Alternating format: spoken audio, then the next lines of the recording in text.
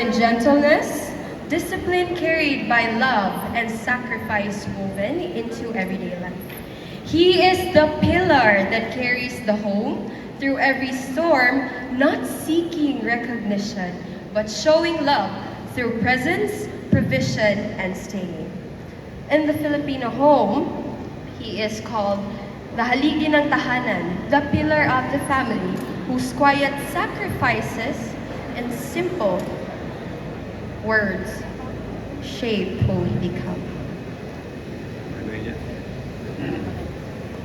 Choose your friends wisely. Be with people who will pull you up.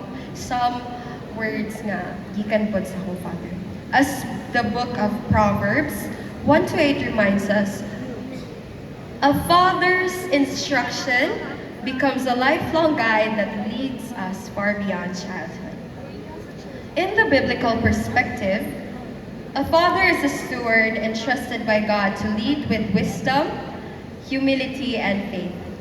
He is called to guide with love, discipline with compassion, and reflect the heart of our Heavenly Father in heaven, faithful, just, and unchanging. Today, we recognize every kind of father. Fathers who guided us in every step that we take, single fathers who carried both strength and tenderness, stepfathers and father figures who chose love beyond obligation. Those who sacrificed from afar, and those who showed love more in action than words.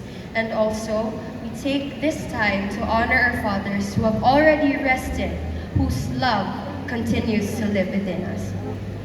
As the Aurelia batch, a name that reflects radiance and light, we remember the light we carry today was first kindled by our fathers who taught us wisdom and faith.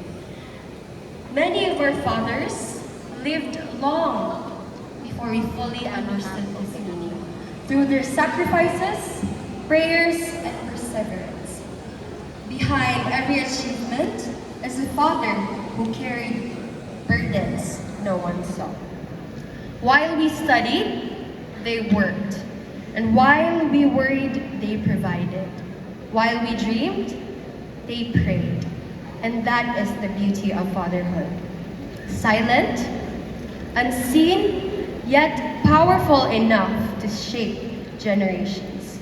At this moment, may I request all the fathers present here today to please rise.